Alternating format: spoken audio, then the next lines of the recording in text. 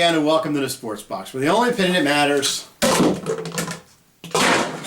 is right here.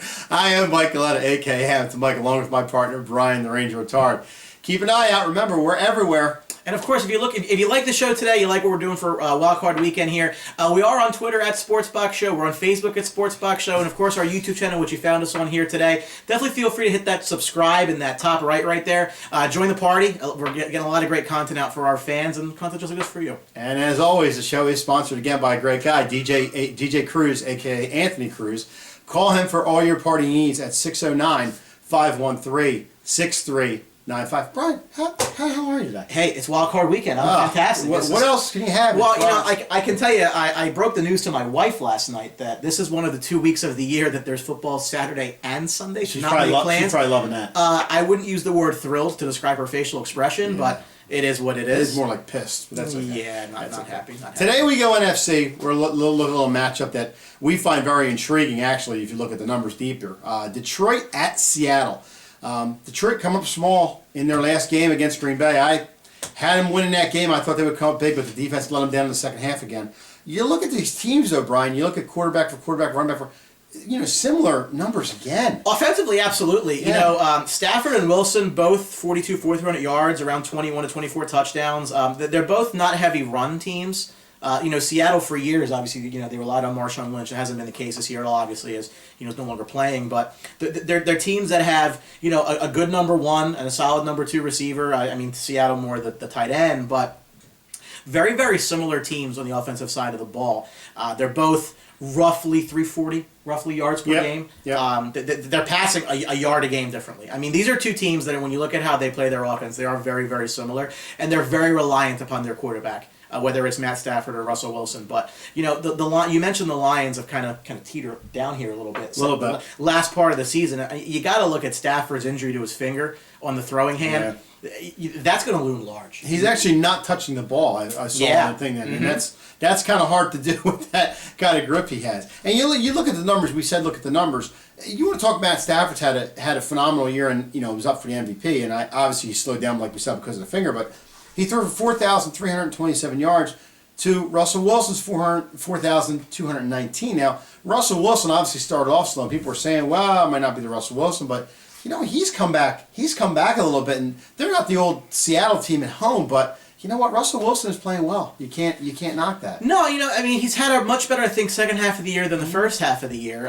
But Seattle's a very tough place to go in and play that game. And I think that even though both of these teams were in the playoffs starting their Sunday Night Football matchup, I think that both teams had quite a bit to play for, because I really think that you'd rather host the Giants than go to Seattle. Absolutely. Frankly. Yep. And I think the home field is going to play quite a role there. But having said that, the Niners played them tough this weekend. And that was a bit of a surprise, I think, to anybody who was looking at that game as a gimme game for Seattle to lock up. Maybe a bye. They ended up not getting a bye. Atlanta did. It could have been a look-pass game, too. They probably just looked past San Francisco. You look at the running situation, Theo Riddick's got to get back in that lineup. But you know what? Zach Zenner has played very well in this system. And, he's a South Dakota Jack, I believe it is. Ran for 2,000 yards in 3 seasons with them. I mean, that gets you looked at. So that from the running attack of Detroit, I think they're fine at running back. You look at the Seattle Seahawks, Thomas Rawls, I think he's coming off an injury, but he will play for this game. Similar running backs, I think Thomas Rawls is a little bit more angry runner. I'll give the check mark to Seattle in that sense. I would too, because I just don't think both of these teams don't really run the ball. Yeah, it's going to be big air attacks. If you look at their, what they do, even defensively. I mean, Seattle is going to be top 10 across the board. Obviously, I think Detroit struggles a little bit more. Than Seattle does, but even offensively, these are teams that rank in the bottom quarter of the league in rushing yards per game. This is just not teams that really do anything. I mean, Detroit's 30th. They're only getting 81 yards a game. Seattle less than 100. These are teams that are aerial attack teams. And that's going to be, it lends itself, I think, to a team, probably what goes right into Seattle's bread and butter. Absolutely. With the Legion of Boom. You look at these teams receiving-wise, like you said, big play receivers on Seattle. You talk Doug Baldwin, Jermaine Kearse. Jimmy Graham can get the ball downfield now. He's had a solid year. Unfortunately, it's a big loss with Tyler Lockett with the injury to the leg. And then you go over to the Detroit side, and they're more possession receivers. But, Golden Tate can get down the field. Marvin Jones has spread the field out a little bit. Anquan Bolt, I think he's more possession receiver now. But Eric Ebron turning some heads right now, getting the ball downfield. And receiving-wise, again, I'm going to lean a little bit towards Seattle because they're big play guys. It's the tail of the tape receiving-wise. Like I said, I think this is a tough spot for Detroit. I think to ask really any team in football to go into Seattle and win a playoff game is very, very difficult. Ask the Green Bay Packers about that. But see, they are not the same Seattle team that of old. Look at the beginning of the year. Miami went in there and bum rushed them and almost won the game. You had the Rams go up there and play well. I just don't think it's as dominant place as it was once. Is it tough to play? Absolutely. Well, tough to play. I agree with you. I don't think Seattle is what they once were, but I also don't think that they need to be. At least in this game. That Earl Thomas loss was huge. Yes, that may loom large in a game like this, and I do think Seattle rather play a team like Detroit rather than Green Bay. So I think Seattle was happy with the outcome of that game, especially in Seattle. Yes, yes. So I think for me, if you're asking for who do I think is going to win the game, I definitely think Seattle wins this game. If it was played in Detroit and Matt Stafford was healthy, I might take it differently. But I do think Seattle's a much better team at home than they are on the road, which doesn't bode well for them in the next round. But I do think Seattle gets this done. I don't think it's necessarily going to be by a wide margin, but it could be more of a high-scoring game than people give credit for a game in which Seattle's defense is playing, just because I think it's going to be a little bit more of a shootout given the nature of these two teams. Yeah, I think Seattle at home has the big edge here. Detroit now, after that big loss to Green Bay, has to go cross-country. Well, halfway across the country to the Pacific Northwest where it's tough for them to play. Matt Stafford with the injury. I don't know how they get it done. I wouldn't say it's going to be a double-digit blowout. No, I agree. I just think Seattle's got the edge here. Seattle, I think, moves on. A lot of weapons. I think the running back situation, Rawls is going to have a big game. I'm going to give Seattle the nod to win this game.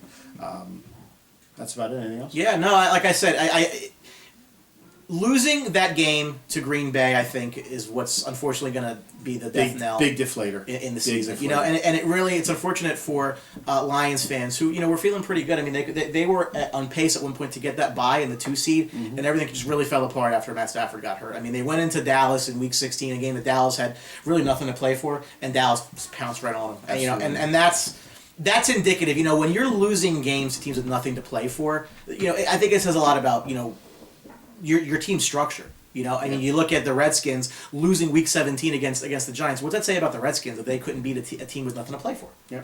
In a game that they had everything to play for. So, again, I do think Seattle takes this. Well, thanks for watching. We appreciate it. As always, keep an eye out. We always have good stuff coming. As we mentioned before the show, make sure before you're done our video, hit subscribe in that top right corner. But, of course, we are on Twitter and Facebook, both at Sportsbox Show. All of our content gets posted there as well. We'd love to interact with you guys, so please send us your comments and your feedback and make sure that we're bringing you the content that you're looking for. And keep an eye out. We're previewing all of the NFL Wildcard Weekend playoff games, so make sure you're taking an eye and let us know what you think. See if we're close, if we're too far. Whatever we need to do, we'll make it better. And make sure you're checking out our sponsor, DJ Cruz, a.k.a. Anthony Cruz, for all your DJ and party needs. Give them a call, 609-513-6395. Love to hear from you and tell them you saw it on the Sports Box. That's right. Remember, at Sports Box, the only opinion that matters. Still right here. Thanks for watching, folks. See you. Don't forget to subscribe.